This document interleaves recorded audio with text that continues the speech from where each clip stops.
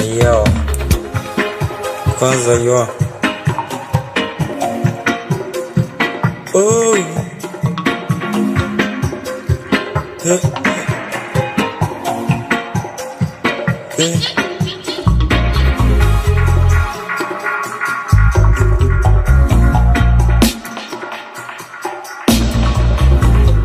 Manyan kasa, ai na ce da ku manyan kasar mu. Ai na ce da ku manyan kasar mu. Ai na ce da ku manyan kasar mu.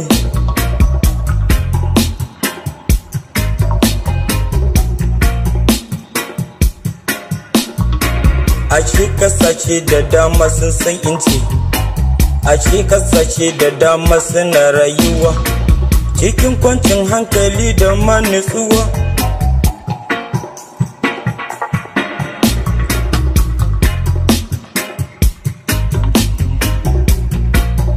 Manyan ƙasa a yau dai kun ba makon sai kunya.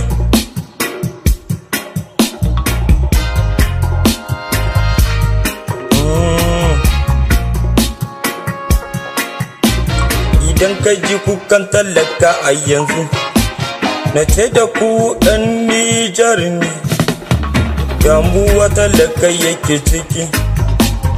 Sai ka je ƙasar Nijar, wai ina manyan ƙasar, aikin mi kuke cikin ƙasa ne.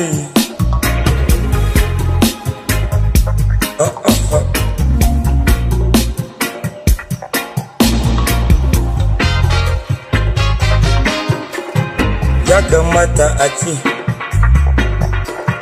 ƙasar Nijar ƙasa mai albarka ce, tunda kun sani ko a baya tarihi ya shigo da wannan zance.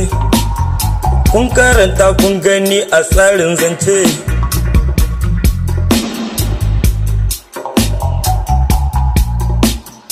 Ine na ce dokar ƙasa ba ta aiki sai akan talakanawa.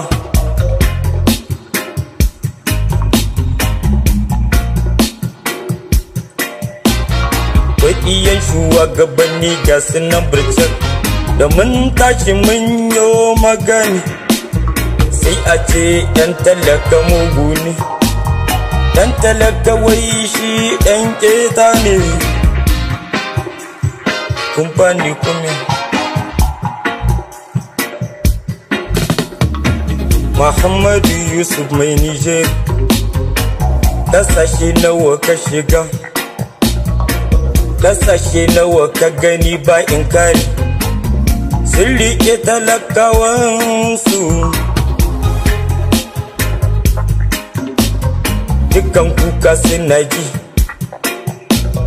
dukkan hawayensu suna sharewa, damuwa in sun ɗauko ta, da sun faɗi za ka ga biyan bukata.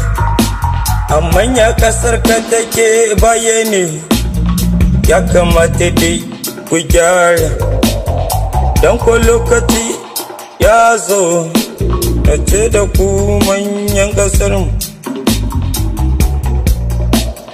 Oh.